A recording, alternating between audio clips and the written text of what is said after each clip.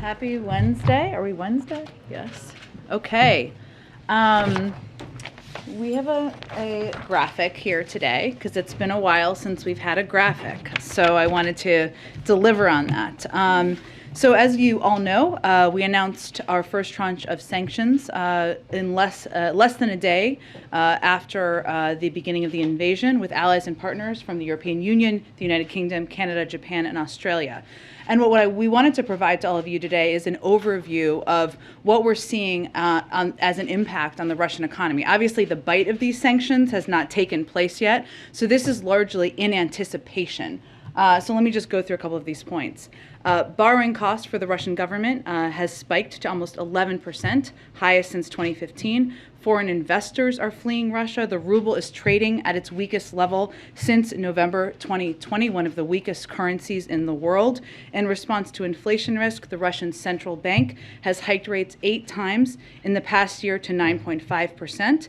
And Bloomberg reported, just going to cite Bloomberg there, that the fortunes of Russia's super rich have tumbled $32 billion this year, with the escalating conflict in Ukraine poised to make that wealth destruction much larger. So as I started off saying, this is before the bite even takes place, and this is just after the beginning. I mean, we've only had obviously a first tranche here, but this is a vicious feedback loop that will get more severe if Putin doesn't escalate. So as he's looking at the impact on his own economy, on his rich and wealthy oligarch friends, and on the people of Russia, these are the facts. Regardless of what you're hearing from the Kremlin about the impact. Also, just wanted to note, because I know that we put out these sanctions when a lot was happening yesterday, just wanted to give you a little bit more detail of them. Obviously, you hopefully have seen the announcement and the statement from the president about Nord Stream 2.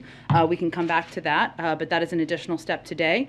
And also on banks, and the announcement we made yesterday, what we did was we used our most powerful sanctions tool to target 2 major state-owned Russian banks for the first time. That is the significance.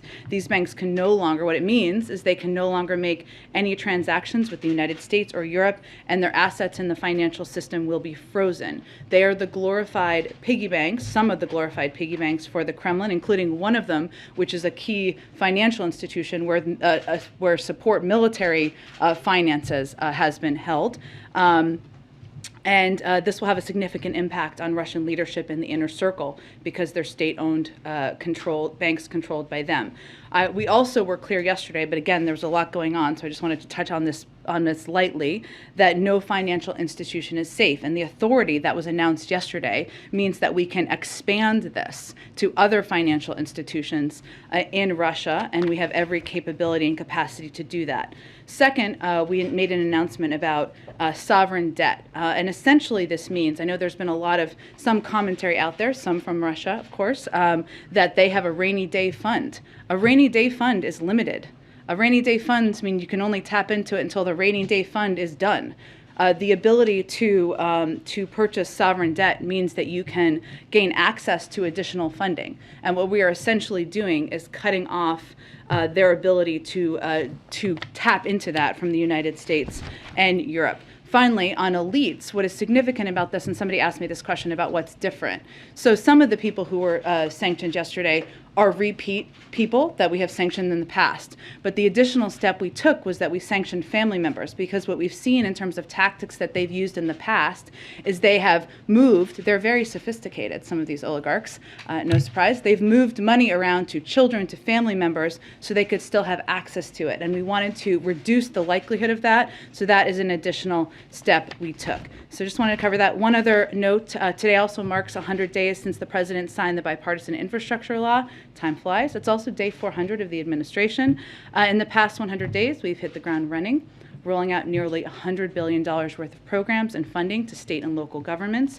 This funding will help rebuild crumbling roads and bridges, replace lead pipes, help provide high-speed internet to every family in America, and produce concrete results that change people's lives for the better. To continue this momentum, today the Department of Transportation announced nearly $450 million available to strengthen port infrastructure and supply chain resiliency, and obviously there is more to come. Chris, your first day in the AP seat. Welcome to the front of the room. No pressure.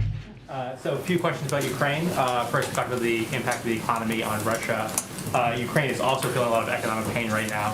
What more is the White House prepared to do to shore up their economy, provide them with financial assistance? Well, we have provided them an extensive amount of financial assistance, including recently announcing $1 billion in loan guarantees. And that is something we are open to building upon. And we are going to continue to assess what the impact is on the Ukrainian economy, what is needed on the ground. That applies to both access to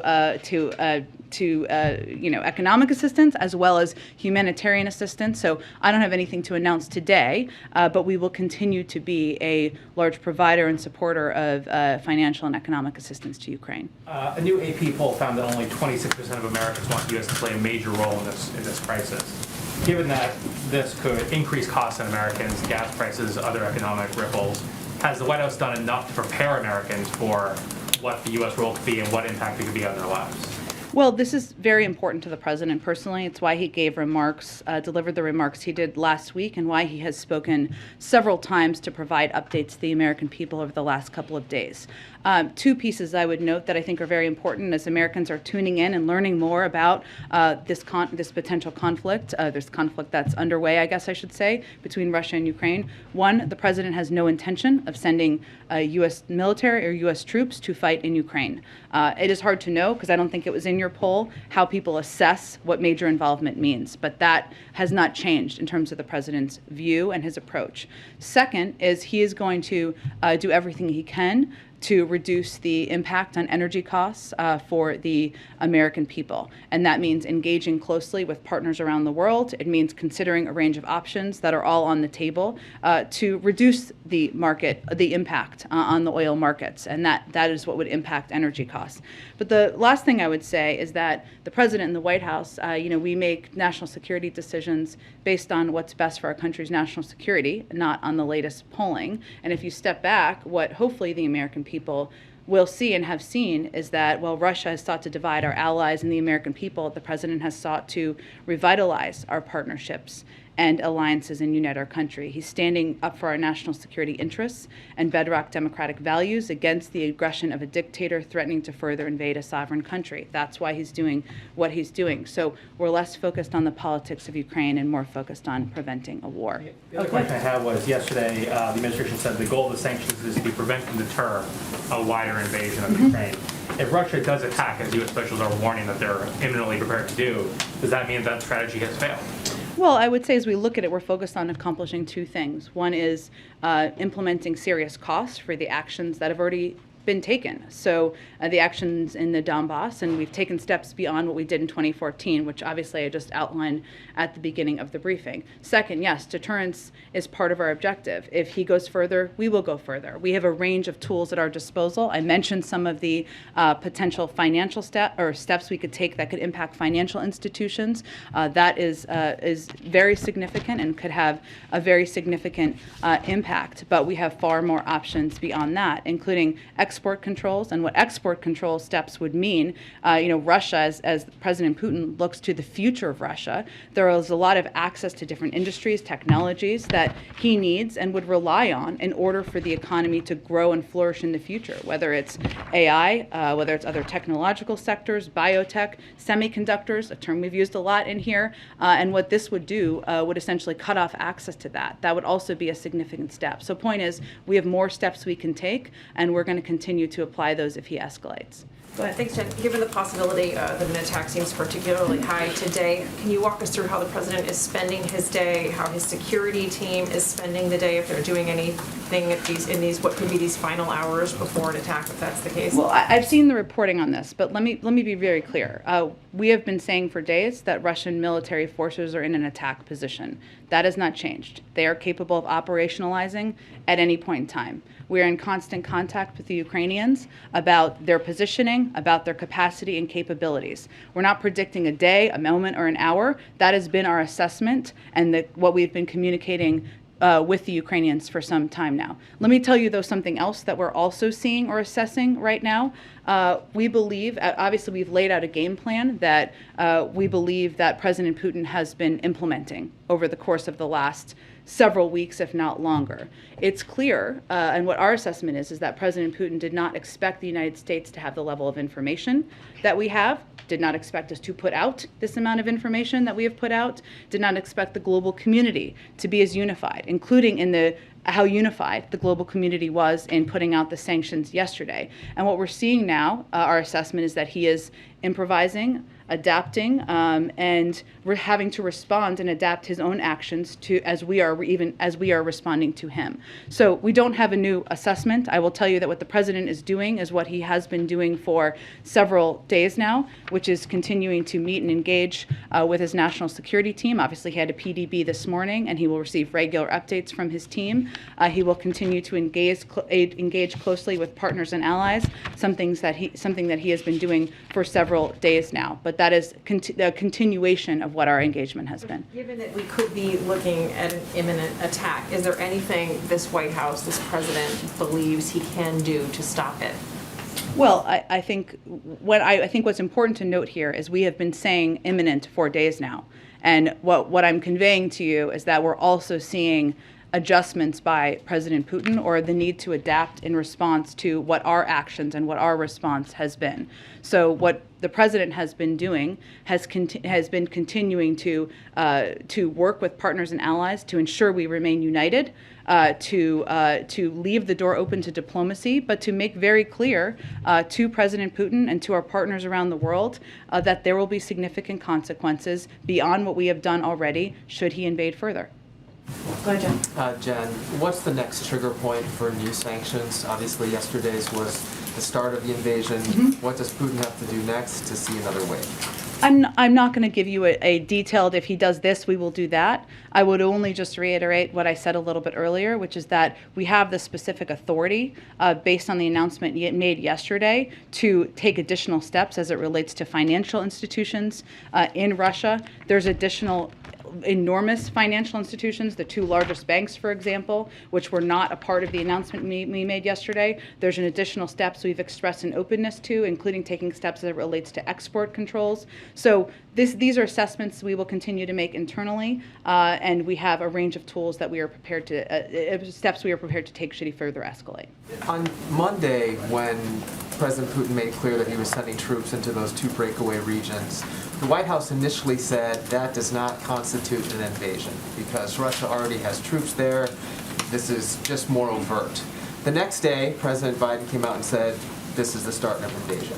What happened overnight? What changed to lead to that change in rhetoric? Well, I talked about this a little bit yesterday, but what we looked at and what we assessed were a range of steps. I'm not obviously going to get into military assessments or movements today, just like I didn't yesterday, but we looked at a couple of steps, including President Putin taking steps as it relates to the Duma to ask for authority to take additional military action beyond that region. We looked at his recognition. We looked at the positioning of troops and military, and we looked at the range of steps over that period of time to assess and make that decision. I would also note that our Deputy National Security Advisor was on TV conveying that morning as well. All right, and just lastly on this, the president of Russia, President Putin, said on Monday that he felt the West was going to impose sanctions basically regardless of what they did. Given that, you're obviously trying and effectively putting a lot of pain on the Russian economy. Do you think these sanctions will actually be a deterrent? Well, I think that is a decision for President Putin to make. I mean, there are statements he has conveyed in terms of what he wants to achieve here, right? The division of NATO, the opposite is happening, right? He wanted to see Nord Stream 2 move forward, a key prize for him. That is obviously not happening. He wants to have a flourishing economy for the Russian people. Just even without the bite of our sanctions, that is clearly not happening. So this is an assessment he's going to have to make, and we expect he'll hear from people around him who are being impacted and other people in Russia about the impact of these sanctions. Go ahead. Does the White House share the assessment of the Australian Prime Minister today that an attack is likely within 24 hours? I'm not going to give an additional timeline to it. We have been saying it could happen at any time, and they are in attack position for some time now, but I'm not going to give you an additional day, hour moment. Well, just to follow up on that, you have been saying that it's imminent for some time. You guys stopped for a little Yeah. bit, then you went back to it. Has there been a new warning to the Ukrainians in the last 24 hours or so? Because it seems that CNN and others are reporting that they have shared new intelligence about the threat of just how quickly an attack could happen. We don't know what that's based on. We have been conveying, in close touch with the Ukrainians, we have been conveying that they are capable of operationalizing at any time. That has been the case. I'd also note that obviously our preference would be that President Putin doesn't further invade. And as I said a few minutes ago, what we're also assessing is that he has had to adjust, adapt to the strength of the unity of the global community, to what our reaction has been, and he has been forced to need to respond and adapt his own actions. We will see. We still very much anticipate and predict that he will invade further. But again, we're also seeing an impact on how he's behaving. And on Nord Stream 2, last month the White House opposed an effort on Capitol Hill to put sanctions on this pipeline. Last year, of course, President Biden waived the sanctions on that, and now today he is imposing the sanctions on it, which is a pretty big shift. So can you just explain the changes and where you... Well, we don't see it as a shift at all. We've never supported the pipeline. It was 90% built when the president took office. We've always spoken out against the pipeline. The question was, what was the most effective step in order to have the result that we have now over the last 24 hours? And there were calls by some in Congress to do preemptive sanctions on, or earlier sanctions, or take earlier steps, I should say, on Nord Stream 2. We disagreed with that strategy. We worked through a diplomatic path with the Germans. You saw the German chancellor make the announcement yesterday, and the announcement today was complementary to that. So the change is just because you were waiting on the Germans to take the first step here? Well, actually, it was that we felt a diplomatic approach would be the most effective approach, and we have succeeded in our efforts, and we didn't think the alternative approach was the right one. My last question, a French official recently told the Wall Street Journal that during his last visit, the French president found Putin was more rigid, isolated, and had basically gone into a sort of ideological and security-minded drift. The president recently spent about an hour on the phone with him. Obviously, he knows Putin pretty well. I wonder if he has seen a change in the Russian leader. I don't have any personal observations by President Biden about President Putin to read out, but I think we all watched, including the president, the speech or read it from the other night and saw a leader who was outlining a case for war to his public, one that was based on revisionist history, and whether that's based on isolation or not, we'll leave that to others to assess. Go ahead. Thank you, Jen. So you've said many times today that there is not a new assessment, but yesterday the president clearly chose his words carefully when he said the world was watching the start of an invasion, which is very different from the U.S. warning today that a full-scale Russian invasion is imminent. So are you saying that nothing has changed between when we heard from the president yesterday and today? I'm saying we have been saying for days that there has been, that they are prepared to launch a full-scale invasion. We saw the beginning of that yesterday. So nothing has changed in that assessment. What about the figure of 80% of Russian troops are now in the forward attack position? Was that also the case yesterday? I'm not going to be in a position to give you troop assessments or movements, but as I said just a few minutes ago, they are in an attack position. That remains the case. And then to follow up on something I asked Dilip yesterday, he said that the administration would not give a time frame for when Americans might feel the impact of this conflict. Why not? I mean, the president has said we need to be honest about the cost of fighting for democracy. Can you share anything about a time frame, a range? Should people be saving money? Well, I think there's been a little confusion about this because, one, the sanctions that we announced yesterday will not have an impact on the American people. They will have an impact on the Russian elite, on financial institutions, on individuals who are trying to use those institutions to engage with Western banks, including President Putin and his inner circle. What we're seeing in the markets is an anticipation of a further invasion by President Putin. And what we're trying to do and focus on is take every step we can, working around the world with our counterparts and partners to minimize the impact on the global energy market. So that's what we're working on. We're working on to minimizing that, but there is not an impact from the sanctions we've announced on the American public. It really depends in part on what President Putin does in many regards. And finally, is one of those options looking at releasing more oil from the Strategic Petroleum Reserve? That is certainly an option on the table. Thank you. Go ahead, Peter. Thanks, Jen. Following up on Weeja's question, Yeah. a lot of focus on the economic pain in Russia potentially from these sanctions, but what about the economic pain here? The Russians are saying they think gas prices in Europe are going to double. How high could they get here? Well, I think, again, Peter, and as I said to Weija, I mean, some of this depends on what President Putin does. So as he is suggesting what the impact will be around the world, it's all based on what his actions are, just to be very clear about it. What the president is focused on and is working on is taking every step we can to communicate with, coordinate with, engage with big global suppliers around the world to minimize the impact on the energy markets. But even without all this going on, gas in California is almost $5 a gallon. Should people across the country expect to see that kind of a number when they go to gas up their car? $5, $6? Well, again, I think as you heard the president say last week, standing up for our values is not without cost.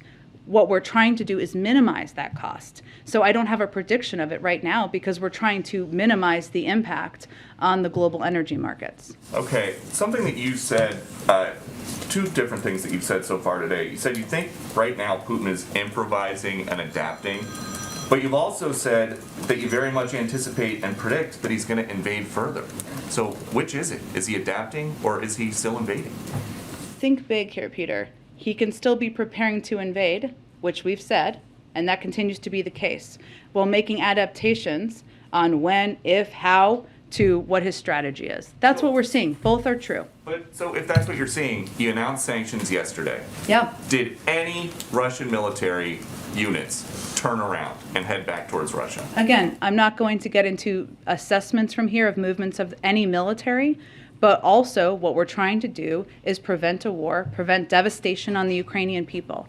And we're already seeing the impact on the economy in Russia. We're going to continue to make clear that there are much, that is, if he continues to escalate, we will as well. And as we wait to see if or how Russia might retaliate against the U.S., the FBI is reportedly warning businesses about cybersecurity risks. So why did you say there is no current threat as it relates to cyber here? There is no current threat as it relates to cyber here. The FBI and all of the agencies in the government always provide regular updates on what businesses and entities should do to prepare for the potential for. There is still no immediate specific threat. But on Friday, the Deputy National Security Advisor for Cyber came in here to say we don't have the level of cyber resilience that we wish. Why would somebody come to the White House briefing room and talk about that if there is no threat? Because we anticipate that there could be continuing threats in the future, and what we need private sector companies to do is harden their cybersecurity capabilities now. Now is the time to do it. Okay, and then finally, the State Department spokesman today said you guys are doing everything you reasonably can to prevent human rights abuses, atrocities, and potential war crimes in Ukraine. How can you say that if all that you're announcing is financial punishment? That isn't all we're announcing. We have provided a range of assistance to Ukraine, humanitarian assistance, security assistance, the most of any year in history. We will continue to build on all of this assistance. We are plussing up support for our partners and allies in the region to ensure they know we have their backs, and we are abiding by our NATO obligations. And we continue to also provide, I think what he was referring to, is a range of public information as well to make clear what the intentions are of the Russians, to call them out for the type of actions we could see them taking in the future. Go ahead. Jen, if I can ask you about Nord Stream 2 Sure. for a little better understanding of this Yeah. right now. Can you say, we've seen the sanctions, can you say declaratively that this pipeline will never be operational? This is effectively dead? Well, we not only did the Chancellor of Germany announce it's not moving forward, we also announced additional sanctions today, and it is not moving forward right now, no. Would you say, but just for clarity, you say it's not moving forward right now, but there has been some concern among some critics that though he did announce a suspension, that at a later date that Chancellor Schultz could say, yes, we are going to begin the process again. So when you say right now, that means right now. That doesn't mean for perpetuity? It's currently dead at the bottom of the sea, Peter. I'm not going to get it ahead of where we are in the process. It is not happening. It's not moving forward. It hasn't been operational for some time. So that is where it stands, and this is all the result of diplomatic engagement and leadership by the President and his engagement with Chancellor Schultz. Let me ask you about some other security issues as best you're able to detail. Yeah. There's some things you can't discuss. So without detailing specifics that you can't discuss, what role is the U.S. playing in securing President Zelensky's safety? And does the U.S. bear some responsibility in making sure that he is safe? I'm not going to detail our conversations or engagements about security with the President of Ukraine, who remains in Kyiv and is continuing to lead the country. Do we bear some responsibility, though, for making sure, without detailing what you're doing, do we bear some responsibility for making sure that he is safe? We are going to continue to engage with him privately. I'm not going to detail or speak to it further from here. Just a last quick question. Sure. Is there any circumstance, obviously we're focusing so much on Ukraine as evidenced by these questions, is there any circumstance in which the President would hold his announcement of his Supreme Court pick after February? No, Declaratively, it'll happen before that. Has he made a Yes. decision yet? I don't have any updates on that. Go ahead. So this has been asked a few different times, but just Yeah. to clarify, you and other officials have said that the purpose of withholding additional and harsher sanctions is so that they have a deterrent effect. Yeah. But at the same time, you're saying that a broader invasion is likely. So how are both of those true, if the idea is that they would have a deterrent effect? Well, we're trying to prevent that from happening, and we are making very clear how impactful and serious what we're considering in terms of additional sanctions could be. And is inflation playing a role at all in deciding, what gets sanctioned, how you're thinking about the sanctions package? Inflation in the United States, I assume you're referring to? Inflation. Look, I think we look at a range of factors, and I'll use the energy markets as an example because I know that was a question that was asked yesterday. It's a good one. As we look at what sectors we're going to sanction, one of the factors we look at is what can have the biggest impact, of course, on Russian leadership, people around President Putin, on the Russian economy. What we're trying to minimize is what impact there's going to be on the United States and global markets in a lot of ways. And if you look at energy, the energy sector as an example, sanctioning them further could also mean that President Putin and people around him get richer. So we look at a range of factors, and certainly the impact on the global economy is a factor as we consider options. Go ahead. If Russia does launch a full-scale invasion of Ukraine, should we expect to hear from the president as we have in the last few days? I would expect you would, yes. He would address the nation in some televised fashion. I would expect you would hear from the president as you have. And then can you explain a little bit more for people who are trying to follow this continuing situation with Russia and Ukraine, why would the U.S. not directly sanction Putin at this time? It remains an option on the table. What I would say to people who are trying to understand why is that sanctions are designed to, we've always designed them to increase, be escalatory. That would be an escalatory step, as would be sanctioning the largest banks, the very largest banks, and additional components of the financial sector, as would taking export control steps be. So there's a range of escalatory steps we have as options. Go ahead. You mentioned the sanctions on oligarchs at the top, and the president was a little unclear in his wording yesterday. He said that sanctions on Russian elites wouldn't start until today. That was crossed out in the transcript to yesterday. The reason I'm asking is, as part of this sort of first tranche of sanctions, are we going to see more elites sanctioned, or would that only happen if Russia takes additional escalatory steps? I can check if there are additional ones. I'm not tracking additional ones that we're holding for a rollout. I will note on your first part of your question that for the elite individuals, if they were to have used their bank card, I guess, to make a financial transaction, it wouldn't have been working yesterday. There was a cyber attack on Ukrainian government websites today. I know the NSC has already said that it was sort of similar to the one that we saw on Ukrainian banks earlier and would be in keeping with what you expect from Russia, but I'm wondering if at this point you've made a definitive determination that Russia was responsible, and if so, if you have any sort of retaliation or response to. Yeah, we have not attributed today's activity yet. That would be very fast, even fast for us, as fast as last week was. We do consider it, as I think some of my NSC colleagues said, to be consistent with the type of activity Russia would carry out in a bid to destabilize Ukraine. It's consistent with what we saw last week, where we attributed similar incidents to the Russian government, and we, of course, consider these further incidents to be consistent with the type of activity we've seen Russia take over the course of time. We are in conversation with Ukraine regarding the cyber-related needs, including as recently as today, and we're going to move with urgency to assess the nature and extent of this, what steps need to be taken, and therefore our response. And then the president's got a virtual meeting with the G7 tomorrow morning. Yeah. Obviously, I think the topic's going to be Ukraine, but Yeah. I was wondering if you could put any meat on the bone in terms of what the president's what his objective is in that meeting and what he's looking to accomplish. Well, one of the steps the president has been focused on is ensuring that we are coordinated with key allies and partners around the world, and certainly the G7 is an important entity to remain very closely engaged with.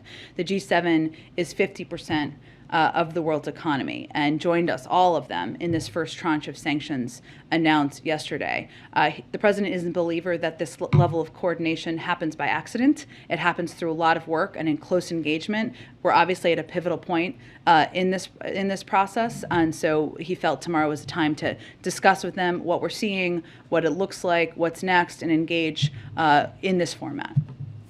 Go ahead. So a couple questions. On this first tranche of sanctions, have what's going to be announced in that first batch been announced, or will we see more things today?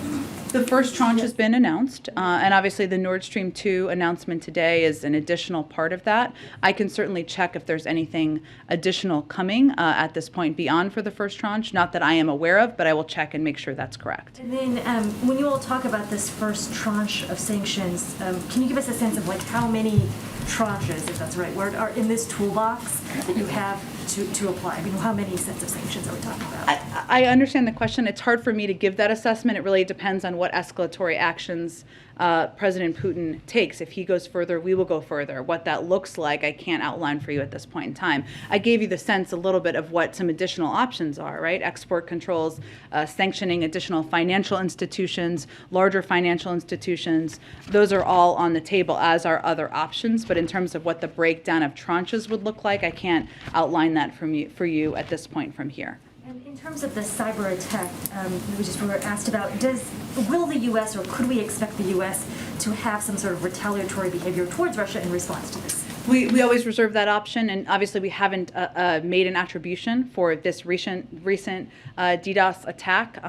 As we go through the process of doing that, we'll certainly consider what actions could be taken as well. One final question, actually on the JCPOA. Sure. There have been reports that the U.S., Iran is closing in on some sort of deal. Would you all confirm that that is an accurate assessment, that you are inching towards a potential deal this week?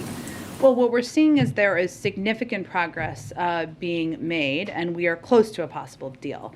But there are a number of very difficult issues that remain unresolved, and there's very little time remaining to reach a deal given the pace of Iran's nuclear advances. Also, I would note that typically the most difficult components, the last mile, is where there is the most difficult conversations and negotiations. So yes, significant progress, and we are close, but there's a lot that still needs to be worked out. It is true that Iran, we believe if Iran shows seriousness, we can and should reach an understanding on mutual return to full implementation of the JCPOA potentially within days, but there is still more work that needs to be done.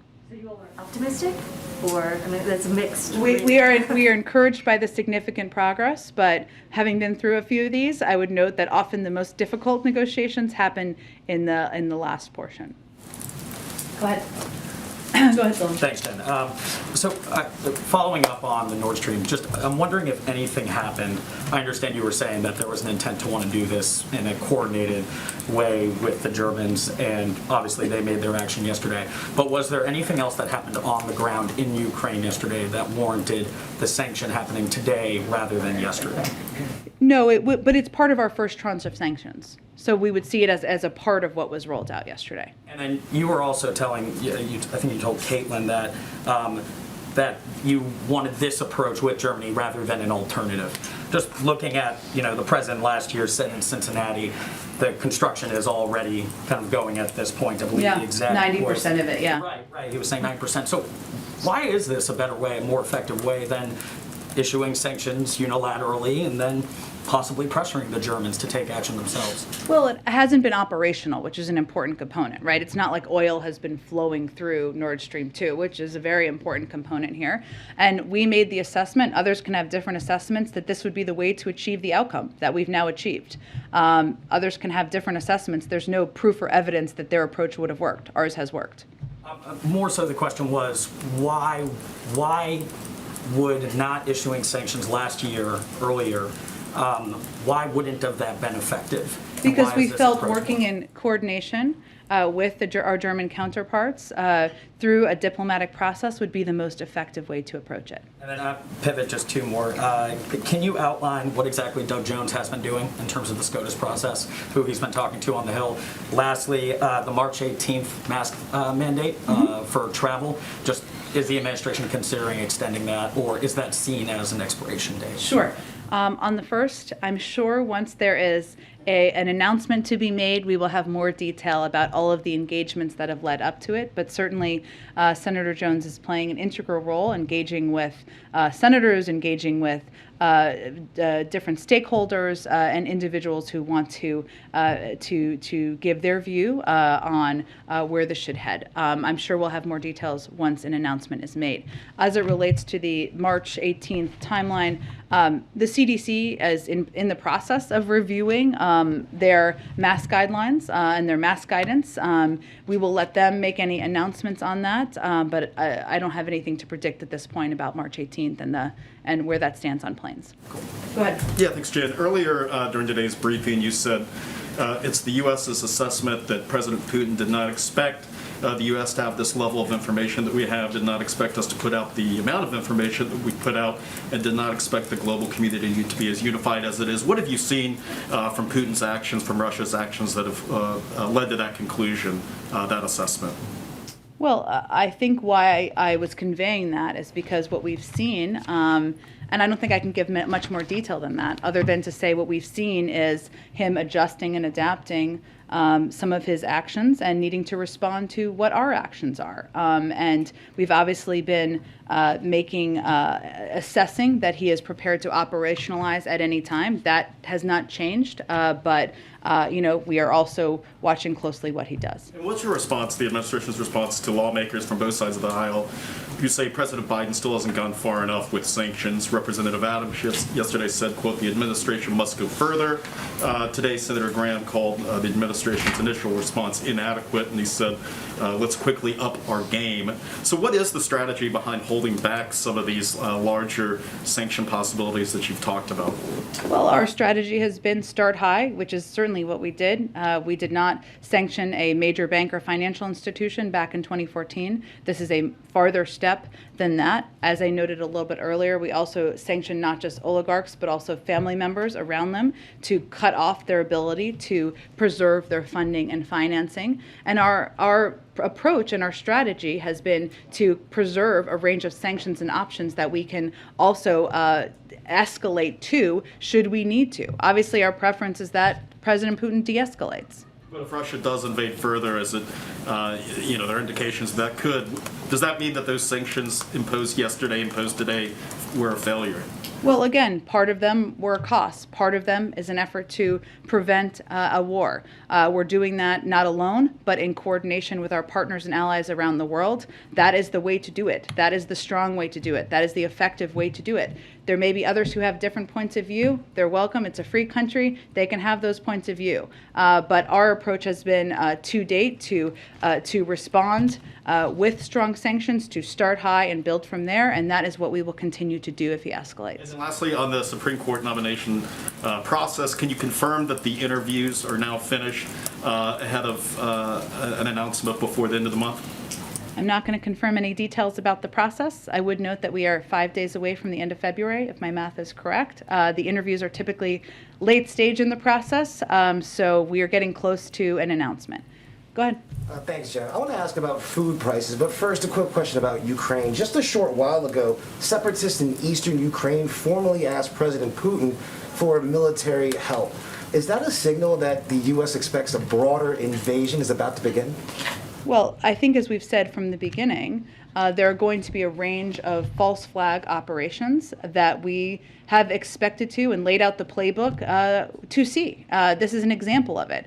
That is suggesting that they feel under threat. By whom? The Ukrainians, that the Russians are threatening to attack.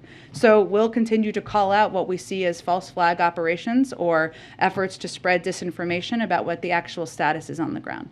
And Americans, they just experienced their most expensive Thanksgiving. This conflict will likely drive up food prices, grocery prices. What does the White House minimizing the impact of even higher grocery prices actually look like? I don't think we've ever minimized the higher impact of the cost of food. I would note, let me finish. Factually, I think the price of a turkey just a couple of months ago was about $1 more. If we just look back at the facts of what was actually happening at the time. And we've talked a bit in here about our concerns about meat conglomerates jacking up the prices. If people go into the store and they try to buy a pound or 2 pounds of meat, what we're seeing as the impact of not enough competition in the industry. But the president has repeatedly expressed concern about cost for the American people. That's one of the reasons he continues to press for steps with Congress that will lower significant costs on people's budgets, whether it's childcare, healthcare, elder care, whatever it may be. That is a central part of his economic agenda. Go ahead. Thanks, Jen. You've said, and the president has said several times that, to Americans that the U.S. is not sending the military into Ukraine, not going to war with Russia. And I just wanted to ask, given that you're warning of a full-fledged invasion, potential attacks on Kyiv, how the administration is as confident as it is that that won't become necessary at some point, that there won't be any need down the road for military engagement with Russia? That is not a decision the president is going to make. Based on? We are not going to be in a war with Russia or putting military troops on the ground in Ukraine fighting Russia. So ultimately, if Vladimir Putin takes all of Ukraine, that's a situation that the administration is not going to condemn, obviously going to punish economically, but that's not something that will be engaged militarily. Well, that is several steps down the road. But what I will tell you is the president has been crystal clear and consistent. He is not sending U.S. troops to fight in Ukraine. That has not changed. Has there been any discussion of the strategy of saying that, though, so publicly and potentially giving Putin an indication that the U.S. and NATO allies are willing to cede that sphere of influence outside of NATO boundaries to him?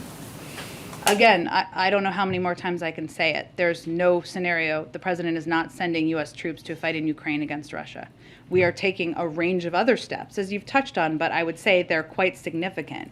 Not only are we the largest provider of security assistance, humanitarian assistance, and economic assistance to Ukraine, but we have also taken significant steps to plus up not only our NATO forces and our force posture, but the force posture of our partners in Eastern Europe to make sure they know we have their backs and support them. We will continue to plus this all up. But the president is not sending U.S. troops to fight in Ukraine. That hasn't changed.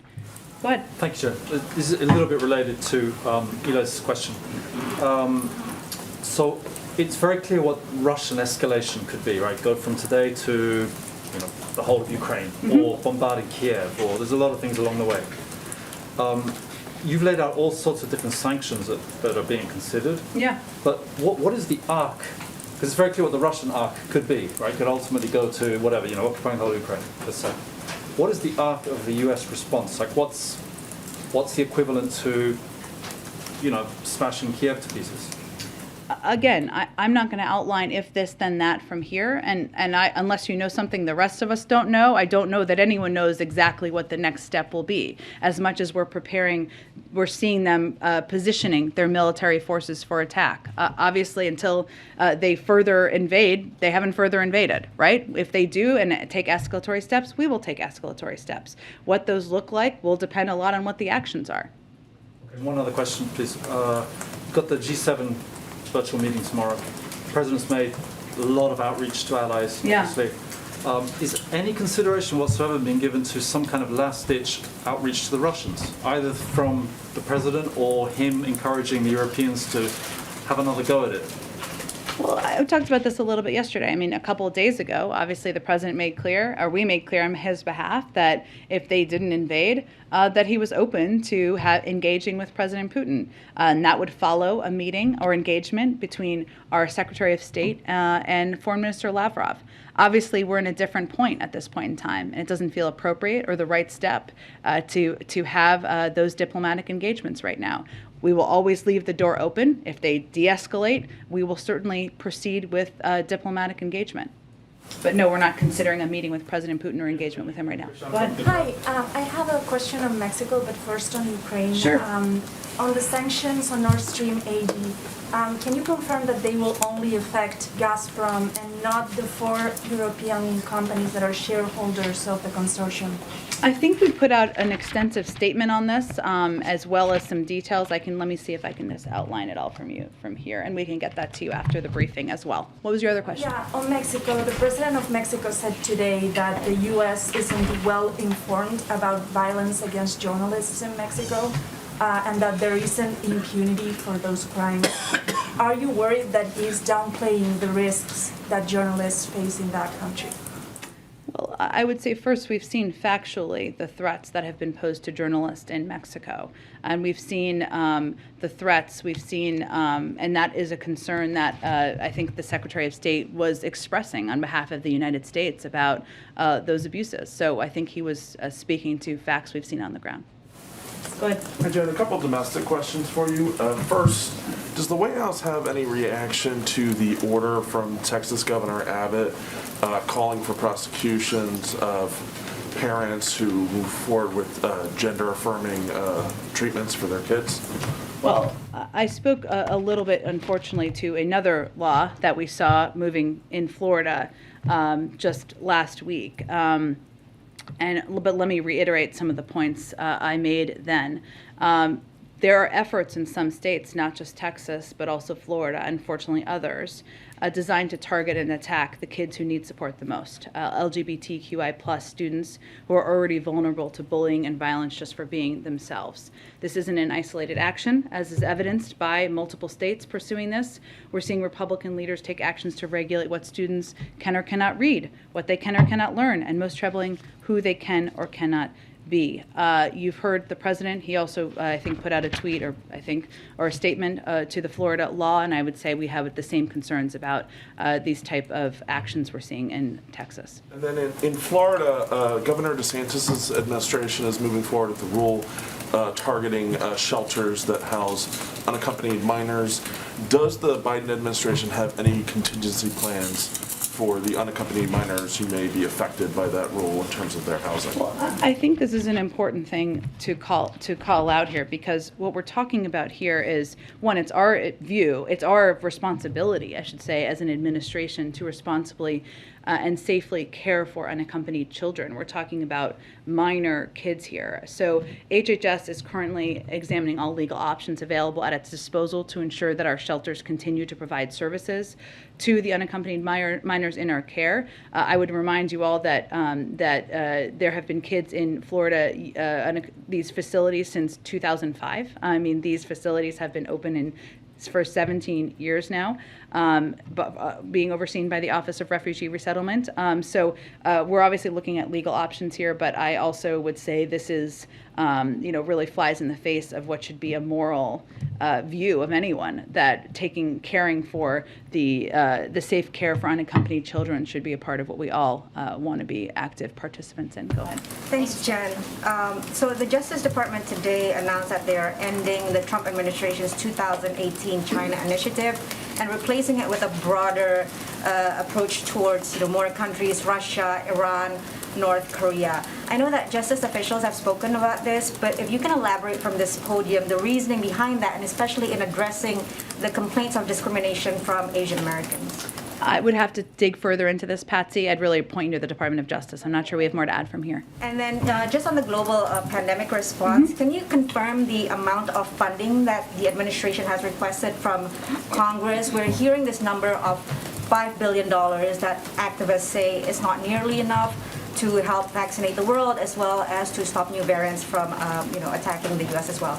Well, I don't have any specific numbers. We're still in conversation with the Hill at this point about funding and funding needs, both domestically and internationally. We want to continue to be the provider of not just vaccines, but vaccine know-how and assistance to the global community. We don't believe that the pandemic sees borders, and we know that in order to continue to get it under control, we need to be the leader in the world on this effort. But numbers are still being discussed with the Hill, so I don't have any more specifics, unfortunately. Really quickly on Ukraine, are you at this point urging Americans to leave Russia? I know that I think 2 days ago the embassy in Moscow is issuing an advisory saying for Americans to have evacuation plans that do not rely on government assistance. But are you actually telling Americans in Russia to leave The Russia? State Department makes those assessments and recommendations, and they update them regularly, so I'd point you to them for any updates. Go ahead. Thank you, Jen. A few on Ukraine. First, the Kremlin has vowed counter-sanctions in response to the U.S.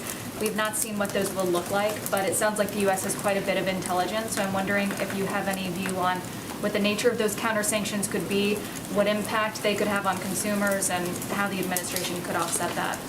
Well, we've seen those threats or those reports, but I don't have anything to provide or assess from here.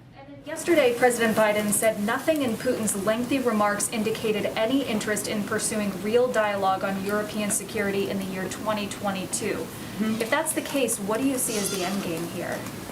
Well, again, our hope is that Putin will decide to de-escalate, that he will feel the threat of the sanctions, what the impact will be on the Russian economy, on the Russian people, on the people who surround him. They are meant to have a deterrent impact, that he will feel the weight of being a pariah in the global community. It does not mean we have never closed the door to diplomacy, and the president didn't have that intention of conveying that yesterday either. And certainly, if it is an appropriate time, he will engage with President Putin again. But now is not the appropriate time where he's continuing to invade a sovereign country. And finally, the administration is working on putting its budget together. How much humanitarian assistance for Ukraine is the administration prepared to support? It's a good question. What we're going to, and it's hard for me to give you a number right now because we're going to continue to assess the needs on the ground, and we certainly are prepared for the potential for there to be major continued humanitarian needs on the ground. Obviously, those have existed since back to 2014, but we want to continue to be the largest provider of humanitarian assistance. This is something we will continue to discuss with colleagues in Congress as well. Thanks, Jen. All right. Okay, thanks everyone. We'll do this again tomorrow. Supreme Court vote fast, Jen? Yes, ma'am. Going back to what Peter asked. Sure. This small window, and in the midst of this window, you have a lot going on with foreign policy. We do. It means you guys have a lot going on too. All of us. Yes, right. How about that? With that said, how is the president feeling in the midst of all this as it relates to this impending nomination, this historic nomination that he's getting ready to make? Tell me more about what you mean. How is he feeling? How's he feeling? I mean, he's got all of this going on with Ukraine and Russia, and then he's got this historic nomination of the first black woman to potentially sit on the U.S. Supreme Court. Yeah. It's history being made in the midst of looking at sanctions and other things that are happening overseas. How is he feeling about this piece over here? Yes, I mean, I think the president is looking forward to announcing a historic, eminently qualified black woman to serve on the Supreme Court. He feels there's tremendous honor in that. He takes the role that every president has in selecting and nominating someone to the Supreme Court very seriously. That's why he has been spending time not just studying bios, but also reviewing cases and engaging very closely with an internal team on this process. But he is very much looking forward to making this announcement and getting this individual confirmed. How many nominees has he met with thus far? I'm not going to get into further detail on that. I expect once he makes an announcement, we'll have more details to share. And lastly, the administration has been fervent, I can't even get the word out, saying that you all will fight against anyone who tries to mar or ruin the reputation of any of these nominees. Yeah. What are you willing to do in this fight to keep their reputations that they walked into this process with? That's a good question, April. I think what we mean by that is there are a range of eminently qualified black women whose names have been out there as potential nominees. All of these women would make tremendous additions to the Supreme Court.